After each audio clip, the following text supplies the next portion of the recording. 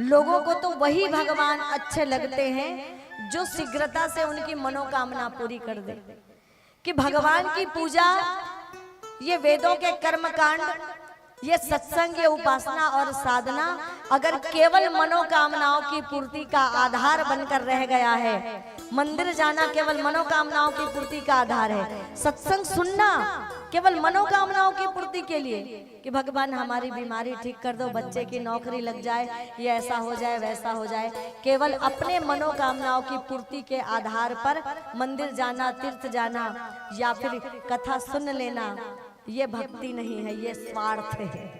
ये भक्ति नहीं है, ये स्वार्थ है। और ऐसे स्वार्थ की पूर्ति के लिए आप कोई भी कर्मकांड करते हो तो आपके स्वार्थ की पूर्ति हो सकती है, आपकी मनोकामना की पूर्ति हो सकती है, पर उन मनोकामनाओं की पूर्ति के साथ आपको गोविंद की, भगवान की भक्ति मिलेगी, ये कभी संभव नहीं है।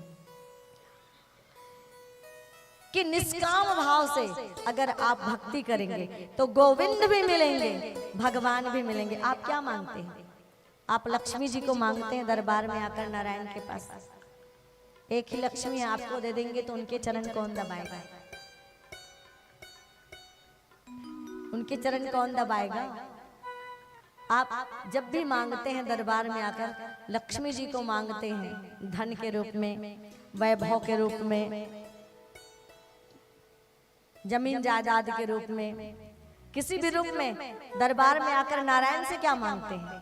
लक्ष्मी ही तो मांगते हैं। जिस दिन दरबार में आकर कहेंगे भगवान हम आपको मांगते हैं, आपके अलावा हमें और कुछ भी नहीं चाहिए, तो नारायण को मांगेंगे तो भगवान आपके घर आएंगे, आपको नारायण मिलेंगे। और जब भगवान नारायण आपके घर में आ जाएंगे, आपके जीवन में आ जाएंगे, तो लक्ष्मी दूर रहेगी क्या नारायण से?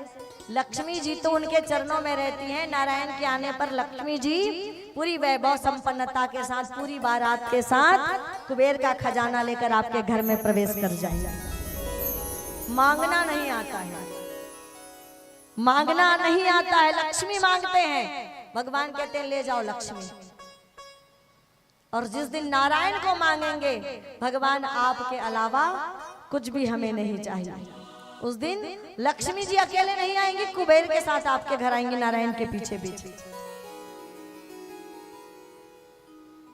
अब तो समझ में आ गया ना क्या मांगना है। पर इसलिए नहीं कि नारायण मांगेंगे तो लक्ष्मी आएगी। निस्वार्थ भाव से, निष्काम भाव से, निष्काम भाव सबरी ऋषिपत बुहारती थी, श्री राम भक्ति ऐसी श्रद्धा उभारती थी।